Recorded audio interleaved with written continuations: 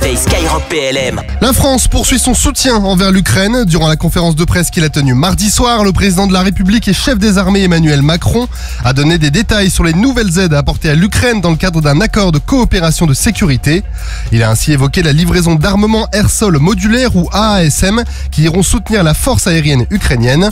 Ce kit permet de détruire ou de neutraliser des cibles terrestres. Le chef des armées a également annoncé la livraison de munitions, notamment de 40 missiles Scalp, des missiles très précis qui peuvent pénétrer des cibles durcies comme des bunkers. Il a enfin évoqué le développement des productions pour fournir plus de matériel, notamment des Césars, dont 30 exemplaires ont déjà été livrés à l'Ukraine. Un soutien supplémentaire pour l'Ukraine face à l'invasion russe, alors que la France a déjà récemment évoqué que conformément à ses objectifs, 7000 militaires ukrainiens avaient été formés par la France avant la fin de l'année 2023.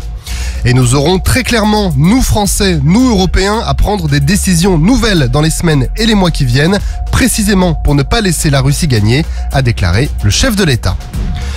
En Estonie, un détachement français du sous-groupement tactique Interarmes a participé sur le camp militaire de Tapa à l'exercice Frozen Hammer qui se concentrait sur les méthodes tactiques spécifiques au combat de tranchées, comme la prise d'assaut, les procédés défensifs et offensifs ou encore le nettoyage des tranchées.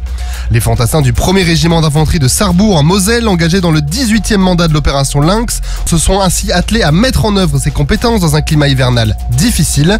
Cet exercice a permis de renforcer les liens, la coordination et les procédures entre les différentes forces armées de l'OTAN, le tout dans des environnements difficiles comme le grand froid et la neige.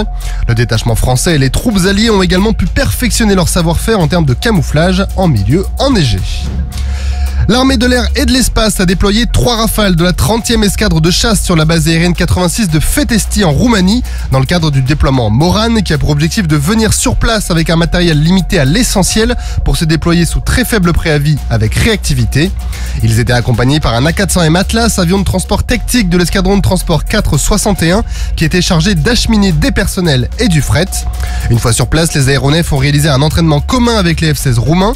Les missions aériennes ont aussi inclus des exercices de combat à vue et de combat radar pour renforcer la capacité française d'agir avec l'armée de l'air roumaine tout en contribuant à la posture défensive et dissuasive de l'OTAN sur le flanc est de l'Europe. Avec un tel déploiement, le détachement français, qui était composé d'une 30aine de personnes, a démontré sa capacité à se déployer sous très faible préavis. Et un chiffre pour terminer, le chef d'état-major de l'armée de terre, le général Pierre Schill, a annoncé que près de 20 000 militaires seront mobilisés pour les Jeux Olympiques et Paralympiques de Paris cet été.